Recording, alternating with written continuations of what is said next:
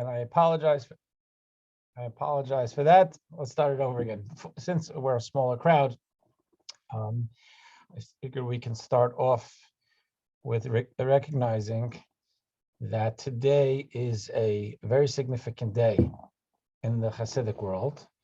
Globally, Chabad is a stream of the Hasidic world, and it's, Chabad is extremely important to me and perhaps to us, but we're not alone, and therefore not every Chabad holiday is something that everyone else sees as significant. Today is a globally significant day for all of the Hasidic world, because all of the Hasidic world finds its roots in Rabbi Yisrael Baal Shem Tov in the 1700s, early 1700s, who brought Hasidic life to his area of Europe first.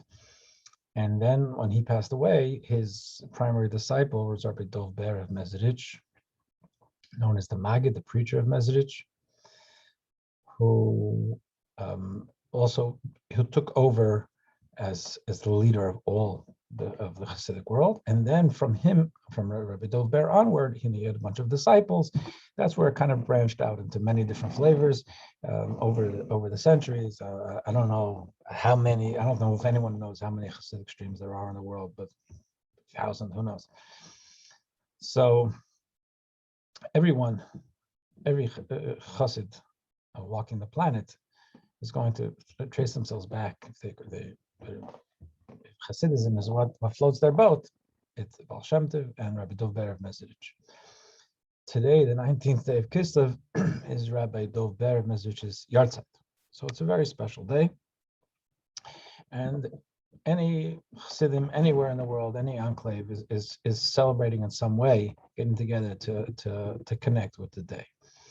It has an extra special significance within the Chabad world, because it was a very special day also in Rabbi Shneur Zalman's life. So again, there's a Baal Shem Tov, Rabbi Dov Ber, and Rabbi Dov Ber had a bunch of disciples.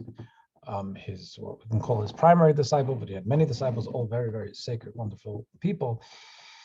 They all, a primary disciple of his is Rabbi Shneur Zalman of Ladi, who is the founder of Chabad. And Rabbi Shneur Zalman staked out a mission in life, which was very much a Hasidic mission, very much loyal to the Baal Shem Tov and Rabbi Dov Ber, but it was different and remains different than most of Hasidic life. And I think the easiest way to describe it is that the Baal Shem Tov and the Maggid, Rabbi Baal Shem Tov and Rabbi Dov Ber, brought a very special gift to the Jewish people, in that the Jewish people were in Poland and in Russia at that time. They were at a specific low. They had been, it was not so long after they had a tremendous spiritual, moral disappointment in a false messiah named Shabtai Tzvi, the Chmielnicki riots, pogroms in 1648, 1649, the tremendous damage. The Jews had no rights anywhere. And Jewish education at some level was at a high, at some level was at a low. There was a clear split between the learned and the unlettered in the Jewish community, and there were problems from without and problems from within. And the Baal Shem Tov and the Maggid both came to show by example how one can live a meaningful life, connected with others, truly, genuinely connected with others, generally caring for others, genuinely being community, genuinely being enthusiastic about one's life as a Jew and about one's relationship with God on a consistent basis. Not just, on special occasions, but be able to feel the godly connection and the meaning in what one's doing, no matter the day, no matter the event. And the Baal Shem Tov and the Rabbi Dov Ber really, they brought, to use language that's been used, they brought the Jewish people out of a swoon, out of a faint. They kind of turbocharged the soul to be able to get bring enthusiasm and excitement and love and enjoyment back into Jewish life. What Rabbi Dovber and what the Rabbi Dovber did was very much show by example how to lead a meaningful life, which was priceless. And what that means, though, is that, and they trained others. They had disciples who also did the same. But what it meant was that any Hasidic circle was very much dependent on its leader, because it was about role modeling.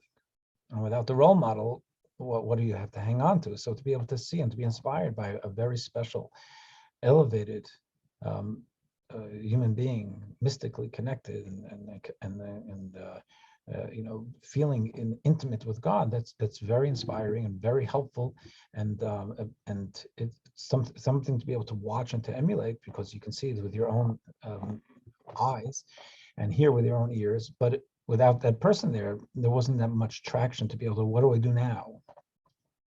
So Rabbi Shlomo Zalman staked out for himself this, or had staked out for him, perhaps by prior generations, this mission of giving a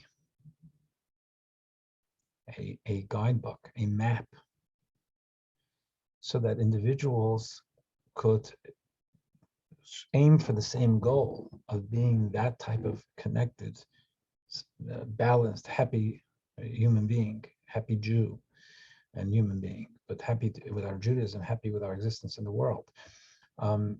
To be able to get there, but not just because of an individual who's living that way, but because we have a text that helps guide us there. And of course, we need guidance, and we need leaders, and we need role models. But there's actually a science to it, where with steps we can work towards evolving ourselves, being able to refining our attitudes, our behaviors, our perspectives. So he started what's called the Chabad movement, which was very different from other Hasidic, and remains very different from other Hasidic streams, in that it isn't as leader focused, although certainly Chabad, we have a Rebbe, and we're very grateful to have had the Rebbes and to be able to still have a Rebbe in our lives. But there's a science to it, and I think science is perhaps a little too cold a word for it, but there's a thought process about how to be able to move our lives forward. So if I am alone today and I can't see a Rebbe or whatever, I'm not part of a community, and I have no one to look to inspire me, I have books that will help guide me there. So the Chabad movement, in comparison to the rest of the Hasidic movement, there is no comparison to have the amount of volumes of writings and exploration and analysis, because that's what it's designed to do. The other Hasidim do not take it in that direction. Now, though, I say that with the greatest respect, it's just different. So when Rabbi Shlomo Zalman started with spreading his ideas, first book was something was called Tanya. The Tsarist government, first of all, Jews had a problem with it, and from Jews had a problem with it, and Tsarist government had a problem with it, and from Jews also tickled a little bit the Tsarist government, because the world was being unsettled. You had at some point you had an experiment going on of liberty in the United States. You had the French Revolution. Before that, there was the old order was being shaken, and they were very concerned about a rebellion within their ranks of the Tsarist lands.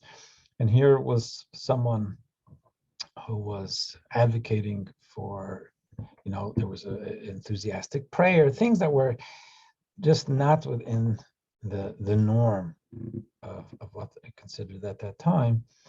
And Rabbi Shlomo Zalman was imprisoned, and he retold that when he was imprisoned, he had a vision of his teacher, Rabbi Dovber, and his teacher's teacher, Baal Shem Tov, came to him in his prison cell, And he asked them, why do I deserve this?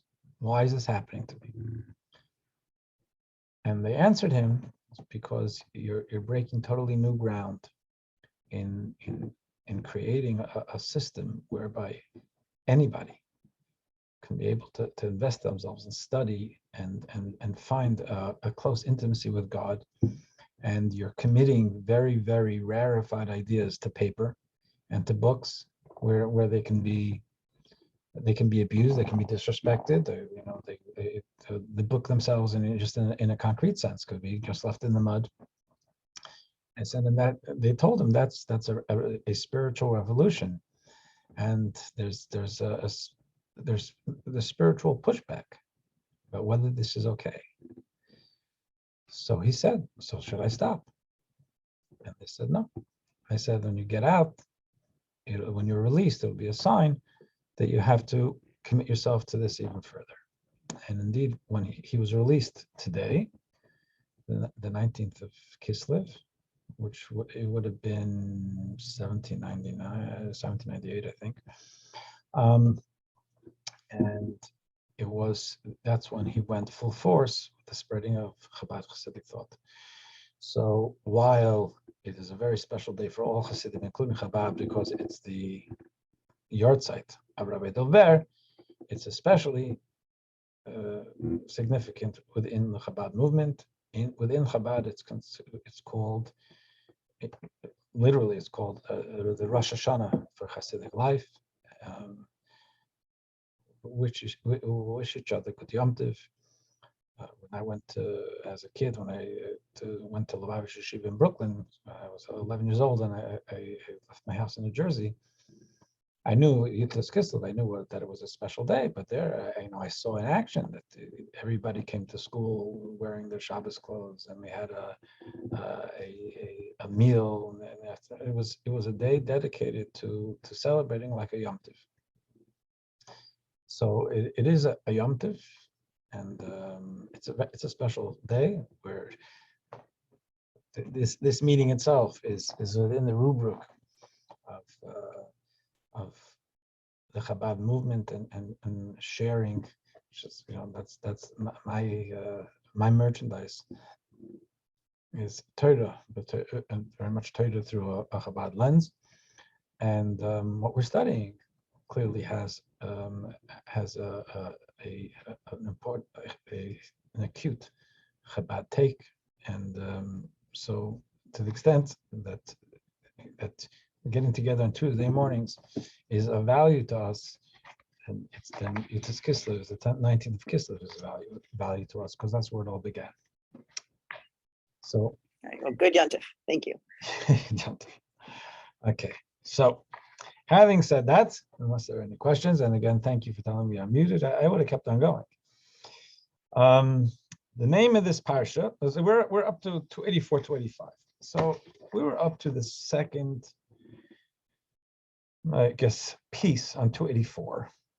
And I don't think we need to review the first piece, because I don't think it has that much bearing. What we do have is the name of this parsha, which is Pekudei. Now, I have mentioned the last two Torah portions of this book, of the second book of the Torah, the book of Shmos, the book of Exodus, are Vayakel and Pekudei. They are often read together, and they are really sister Torah portions in that they're both kind of an accounting and a recap of what went into building the tabernacle. We already had a Torah portion that spoke about the nuts and bolts of what Moses was told to do with building the tabernacle, another Torah portion about the functioning inside, but here it's kind of a recap. Now, we finished the first of these two twin or sister Torah portions, Vayakel, and Vayakel means, and Moses assembled. And we had spoken about it then. It's assembly. It's about he said it actually there it started. He assembled the Jewish people to talk to them about building the tabernacle and not to do it on Shabbos. But it's kind of a general message of the Torah portion of the assembly of us as a people, assembly of the Mishkan, which let's say it's, I think I said that, it's similar to, let's say, if you buy something from IKEA and it's all assembled, it's really about the final unit, and each one is its place. It's not this individual screw. It's part of it's about the larger unit, and it goes into that. That's when it's assembled. It becomes one. So there's a oneness theme about us coming together as a community to build the tabernacle, what the tabernacle reflects to us, and how we want our lives to be, creating, assembling a meaningful day. And there are different details that go into assembling a meaningful day. Now we have the second of the twins, of the two sisters, which is Pekude. Now Pekude means like tallies, but it's about individual pieces. So maybe if I buy this piece from IKEA, there's the picture of what it's supposed to become. It's the desk, and I have a picture of the assembled. But then I have a list of a bunch of details: washers, screws, whatever it is. Those Pekude means the tally of the details. How many of this and how many of that. Vayakel meant assembled. So it focuses on that we're assembled as one. This seems to be much more detail focused. So let's talk about what went into this. So to look inside on 284, the name of this parsha, Pekude, means the tallies of, referring to the tallies of the materials the people brought to Moses in order to build the tabernacle, right? So there's this manufacturer's sheet of what went into it. Like the name of the previous parsha, Vayakel, this parsha's name refers to a mass of individual entities. So there we spoke about individual entities, and here we speak about individual entities. There we spoke about individual entities as they all came together to form something, to form the Mishkan, to form the IKEA piece. But while the word Vayakel in the ensemble describes how these units combine to form a collective whole, the word Pekude highlights each entity's identity as a discrete, in other words, a separate unit that is counted separately. So just in the names of what these words mean, Vayakel means us as a whole. We are a community made up of X amount of people, but we are a community that we're assembled. Here it's talking about us as individuals. So, just as with Parshat Vayakel, the name of Parshat Pekude seems inconsistent with its contents. So here we're getting down to the details, but you think about the word Pekude and the contents of what we're going to read here, it doesn't jive so easily. Although it contains the details of how the artisans made the priestly garments, the greater part of the parsha describes the three stages of how all the various people's donations were combined into one organic whole. Here again, like last Torah portion, the primary theme of the parsha is how there was a single tabernacle created. So the word Pekude, here are the details, doesn't exactly describe the rhythm of the rest of the Torah portion, which is not about the details, it's about the whole. How they were brought to Moses, how God commanded Moses to erect the tabernacle, and how he actually did so. The answer, as it was with similar difficulty with Parshat Vayakel, is that each component of the tabernacle possesses a unique holiness and fulfills a unique function, but only by virtue of it being a part of the tabernacle as a whole.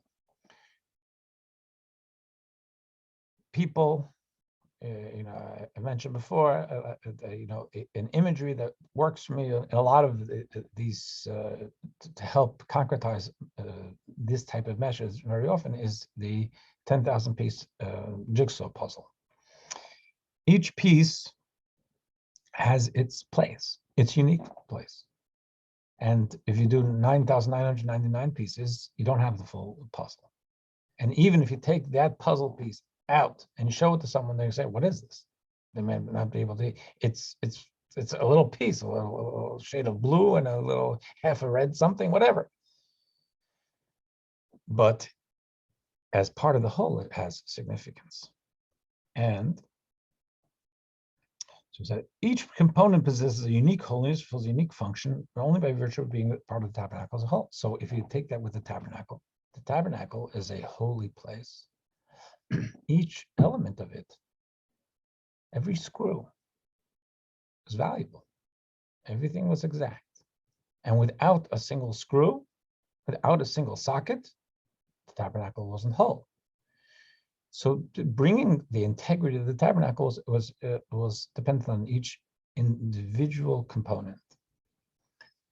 Similarly, within us as a people, each one of us, there's nobody who is just there or extra or throwaway. God has intent in creation, and each one of us, we're part of a team, and each member of the team is valuable. We play different roles, we play different positions, but each one of us is valuable. And our inherent value is connected to the fact that we're part of the team. Now, only once the entire tabernacle has been constructed and every piece is in place does each component assume its unique role and become endowed with spiritual effectiveness. So just as like with a jigsaw puzzle, once if it showed you a little piece, it mean nothing to you because it doesn't say anything. It's just a piece which that has nothing special showing. But when it show you the constructed puzzle and then show you the piece, you see where it fits in. And you see why it was important, and you see how it contributes to the picture. Same is with us as a people, with the tabernacle, with us as a people. When we're connected, each of us has its place, our place, to be able to contribute what we need to contribute. Think of a baseball team. A shortstop's a shortstop, but the shortstop needs when a shortstop has the rest of the team there and they can function, that's when the shortstop should show what needs to be done, truly fulfill the role. Otherwise, you're just standing out in the middle of the field. I have a comment. Sure. Yeah, it's very profound what you're saying. And indeed, the extroverts, the strong, the mighty, the wealthy, all have, contributive powers that maybe the less skilled have. And so I think this Torah portion is exceptional in bringing out those artists, those people who are, less out there. And unfortunately, in today's world, oftentimes it's those people who are willing, to put their names on buildings and contribute, a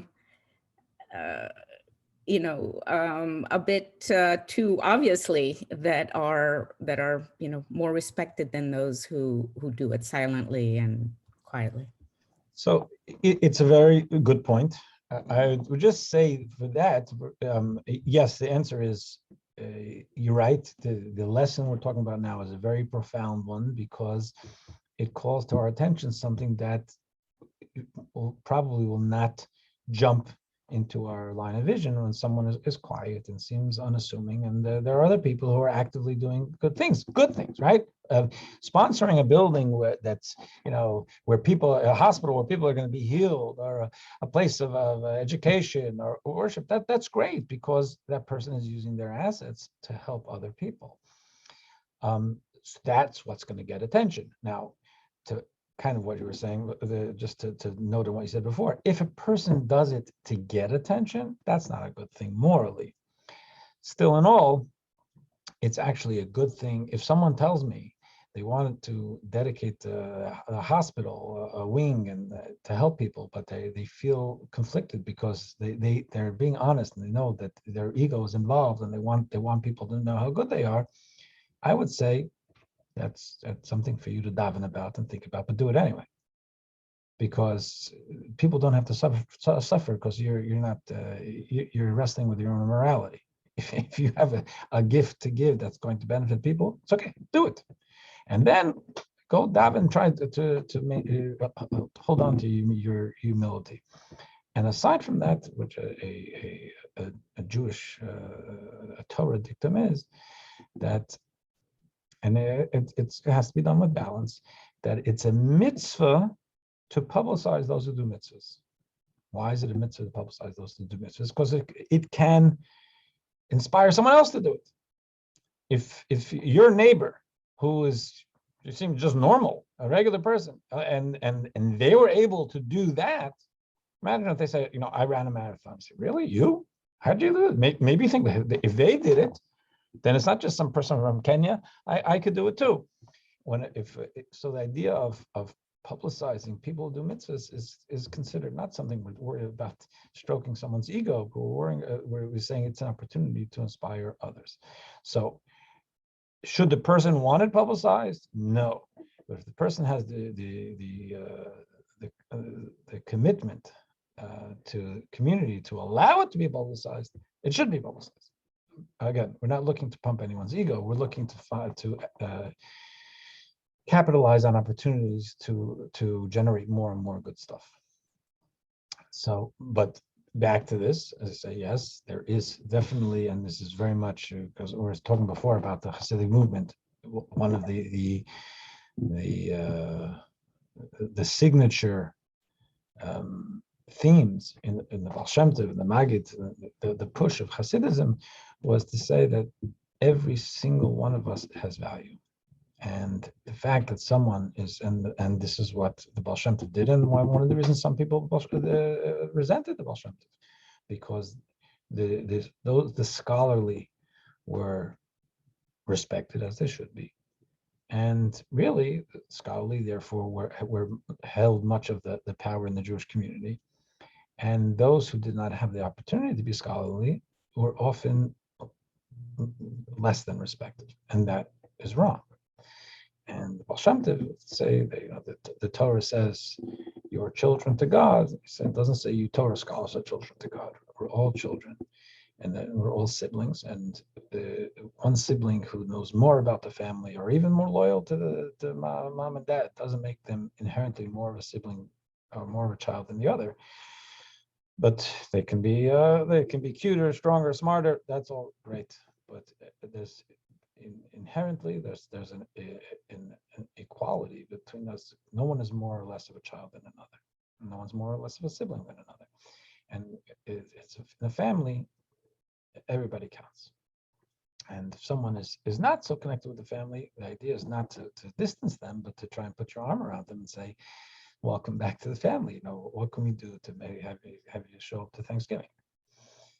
So, and this is very much the Torah perspective angle. And on 285, I'll say that to flesh this out more, it says the lesson from the parasha's name is first and foremost that each of us possesses intrinsic worth that makes us an equal to every other individual of the Jewish people, notwithstanding our position on the ladder of spirituality. So all this even more, each of us has an intrinsic worth. You're a piece of this puzzle. That's it. Every piece of the puzzle is important. It's 10,000 pieces. Not one piece that actually shows you a piece of a picture isn't more valuable than the other one, because without the 10,000 pieces, we don't have the full puzzle. So it's really the focus is on the beauty of each of our intrinsic worth. So the two parashiyot, the two Torah portions, Vayakal and Pekudei, thus in a way teach us the same lesson, Jewish unity, but from opposite perspectives. From Vayakal, we learn that each of us is part of the whole. From Pekudei, we learn that each of us has intrinsic value as an individual. Vayakal says we're all part of a whole. And I say, great, so I'm part of that whole, and we're all a team, and we celebrate the team. And there's a lot of beauty to that. Here, we celebrate that each of us, that the way to have a team is if each and every one of us, we're not celebrating the end picture of the IKEA desk. We're celebrating the list of components, saying, look what it takes to get to that. And this is the manufacturer knows what he's doing. Every single piece here is valuable. You don't understand why you need that washer? That means you don't understand how to construct the desk. But unless they said it's an extra one, it needs to happen. And us as a people, we celebrate the fact that each of us has an intrinsic worth. Now, we trigger that, and we can see the beauty of it. We can experience of it as a community, sure. But we start off with the manufacturer system. Secondly, the fact that the tabernacles components only began to function once the entire tabernacle was in place, reminds us that whatever we work we do on behalf of the community is not only for the community's collective good, but also to enable us to fulfill our unique individual purpose as well. We can never separate, and the Rebbe was very strong in this in different ways. We can never separate our individual spiritual growth and community's individual growth, because we are inherently tied to community. And for us to grow as individuals without somehow being of service to others that's not in the cards. We can grow, we could sit in a room and daven and learn, but the real growth comes when we're able to share what we've accomplished and brighten a world out there. Last night someone was here and he said that he was in Germany, in Frankfurt, a few years ago. And he's someone who puts on tefillin every day. And so he put on tefillin. It's and a talus, and it's not, he's not a Chabad guy, he's not a totally observant guy, but he puts on tefillin every day. And he said, "So it's a little uncomfortable. I put on tefillin on planes. I don't enjoy it, being everybody looking at me, especially when we're worried about people taking out black boxes and the safety of an airplane." So he said he put on the tefillin and his talus, and the woman next to him said to him, "What are you doing?" She said it respectfully, and he said, "I'm Jewish, and I pray every morning. I didn't get a chance, and it's good. We're about to leave on a long flight, so I wanted to get this done." She said, "My parents were Jewish, and they were survivors." She was herself somewhat of an older lady. They were survivors, and they really shielded us from any Jewish identity because of what they experienced. So I know nothing about it, but they were Jewish. So he says to her, "You're Jewish." So she said, "Well, what kind of prayers are you going to say?" He said, "I'm going to say the Shema." And he explained it to her, whatever he could. And she said, "Would you say it together with me?" And he did. And he wrote it down for her in transliteration. And he said, he was on a business trip to Germany. He said, "I felt like whether the client bought or not was irrelevant. I felt like $1 million that I've been able to be part of this connection with a woman." He says, I asked him, "Do you know her name?" He said, I don't remember. I have no connection with her at all anymore. But here was a lady who had lived her life, and because of the shadow of the Holocaust, had been deprived of her Jewish identity, and I got to say Shema with her. A nameless kind of lady, you could say, and the person I was talking to is not a known Jewish activist. He's a guy, but he felt so good about his own place in the world. Not that he was getting any headlines for it. It wasn't about that. There's the inner glow. I think I don't have to explain it. And here, say, each of us, the language was, whatever work we do on behalf of the community is not only for the community's collective good, but also to enable us to fulfill our unique individual purposes as well. And that is a Torah perspective.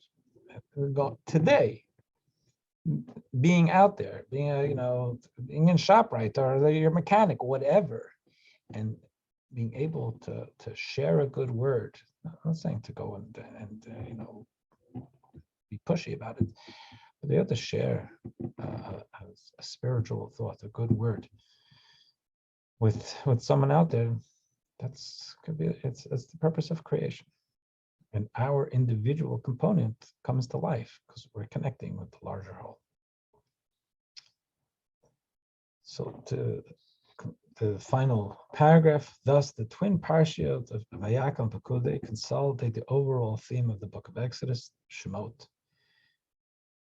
This is, as I said, it's the second book of the Torah we're completing, and we call it Exodus is a name that I guess the church gave to it, which makes sense because it starts off about the Exodus and the journey, the desert after. I don't have any quibble with their name for it.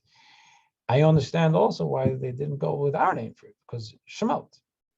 Shemot means names. What does names have to do with the content of the book?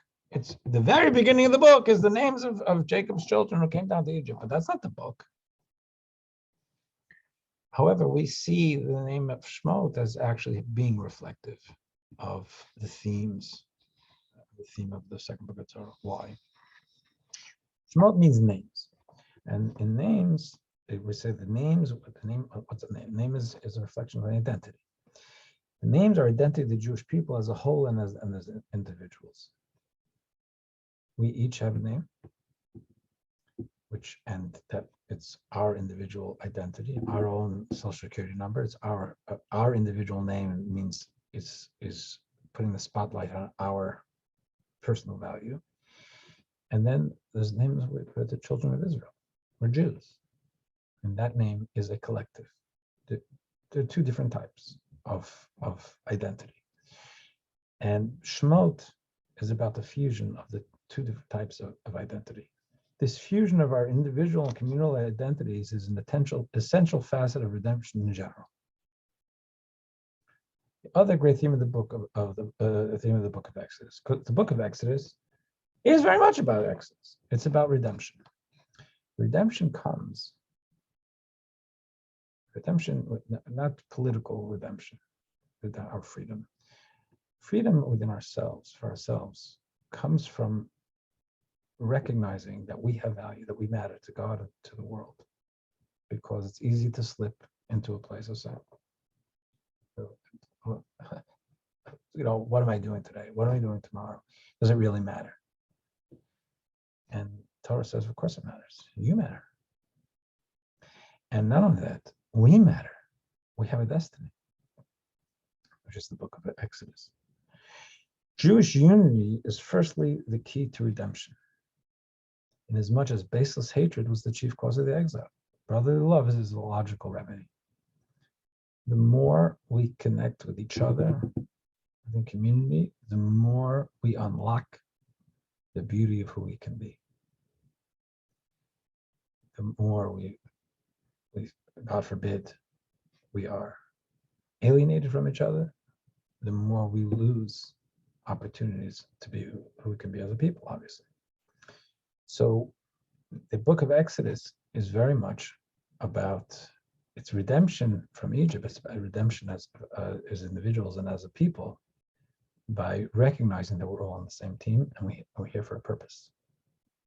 There's a manufacturer, there's a user's manual, because we have a loving creator who designed the world for a purpose, and our people are a central purpose in that world, and each of us for a very unique and special purpose within our family of Jews and the family of humanity. Secondly, the redemption itself will occur in a way that emphasizes our simultaneous individual and communal identities. We will be redeemed as a nation, as it is said. And these are verses about Mashiach. It says, first of all, it says a great congregation will return here. So we'll come, Mashiach will lead us back. The Jews are all coming back.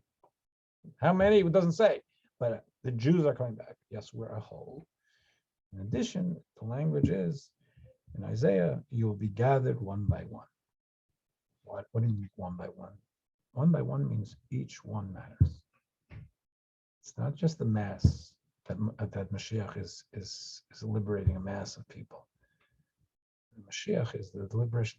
I need to be liberated. You each, everybody will be able to access and to feel and to connect with our individual purpose. That's called liberation.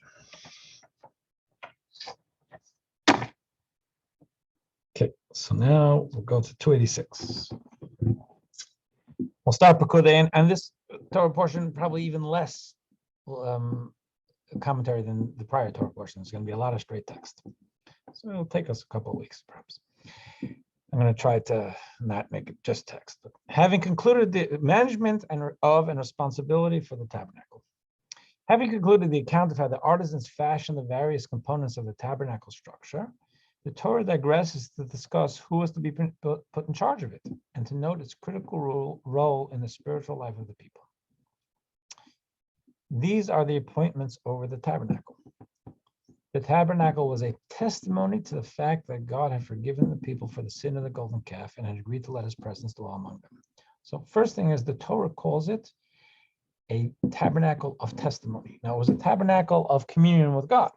The tabernacle was a very special place of connecting with our own spirituality, with the divine. What does testimony have to do with this?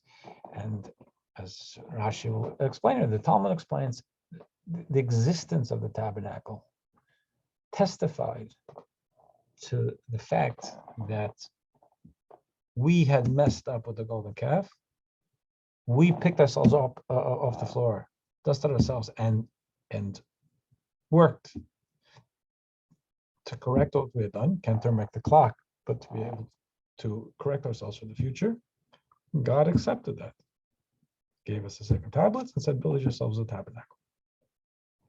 So the tabernacle itself was a consistent reminder that God didn't create us to be perfect, but God created us with the ability to tackle our mistakes.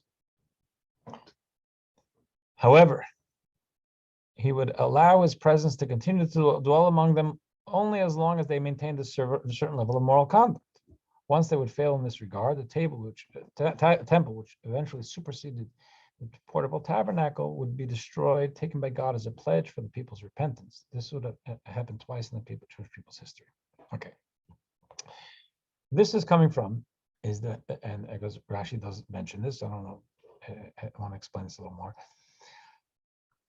The first 5 words of the Torah portion are, these are the tallies of the tabernacle of testimony. You could do that. An editor would make some marks and say, these are the tallies of the tabernacle of testimony. I have to say of the tabernacle of testimony. So it says Mishkan twice. In the Hebrew, it's Ele Pekudei HaMishkan. These are the tallies of the tabernacle. Mishkan HaElus, the tabernacle of testimony. Why does it have to say it twice? So Rashi writes here, because it's to underscore that Mishkan is very similar to the word in Hebrew of mashkan. Mishkan and mashkan. They're spelled the same. A mashkan is a security, collateral. If I borrow $100 from you and I give you my my watch as security, that's called, I gave it to you as a mashkan. So what does that mean? So Rashi explains that that God gave the Jews the tabernacle, the temple. And then when we didn't properly behave and use it in sync with its purpose, God said, I'm going to let the Babylonians take it away from you. And I'm going to hold it as collateral. It's a pledge until you behave properly, and I'll give it back. 70 years later, we got it back at the second time. 420 years after that, our behavior wasn't even close to what it should be. And God said the same thing. Now the Romans are going to take it away from you. I'll give it back to you with Mashiach. Okay, so that's what Rashi is saying. The Rebbe pointed out, because that, there's a way to explain that it says to Mishkan, that it says tabernacle twice, because there were 2 temples. It's referring to the fact that there will be 2 temples. But the Mashkan idea is that when I give a collateral to you, you have a responsibility to hold on to it and to keep it secure. So I know, even though until I pay you back my $100, I don't have my watch back, I know that you have pledged to keep it safe. It's not gone. And the Rebbe pointed out, and I don't know why they didn't bring it here, But the Rabbi pointed out that part of this is to tell us that as through history, for thousands of years, we're reading this and we say the Mishkan's gone, the temple's gone, first temple's gone, second temple's gone. We're reading about history. It brings Mishkan, and brings this idea of mashkan, of a pledge, of collateral. So we remember that it wasn't just the Babylonians or the Romans. They acted on their own and they destroyed.